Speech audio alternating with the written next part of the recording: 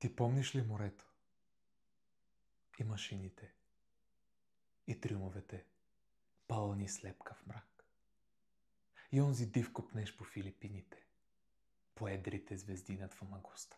Ти помниш ли поне един моряк, не хвърлил жаден взор далече, там дето в гаснещата вечер дъхът на тропика се чувства?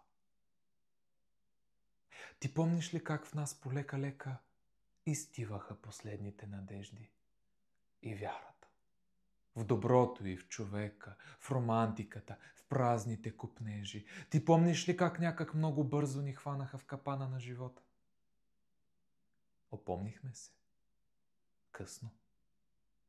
Бяхме вързани жестоко. Като някакви животни в клетка светкаха очите жадно и търсеха и молеха пощада. А бяхме млади. Бяхме толкова млади. И после някаква омраза се впиваше дълбоко в сърцата. Като гангрена. Не, като проказа. Тя раснеше, разкапваше душата. Тя сплиташе жестоките си мрежи на пустота и мрачна безнадежност. Тя пъплеше в кръвта. Тя виеше закана, а беше рано. Беше много рано.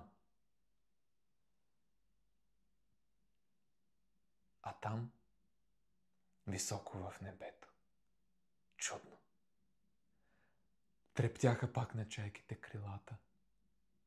Небето пак блестеше като слюда, простора пак бе син и необятен. На хоризонта пак полека-лека се скриваха платната всяка вечер и мачтите изчезваха далеко. Но ние бяхме ослепели вече. За мен това е минало, неважно. Но ние деляхме сламения удар. И тебе чувствам нужда да разкажа как вярвам аз и колко днес съм бодър. Това е новото, което ме възпира да не пробия своя слепоочник. То злобата в сърцето трансформира в една борба, която днес клокочи. И то ще ни възвърне Филипините. И едрите звезди над Фамагуста. И радостта помръкнала в сърцето. И мъртвата ни обич към машините. И синята безбрежност на морето, там където вятъра на тропика се чувства.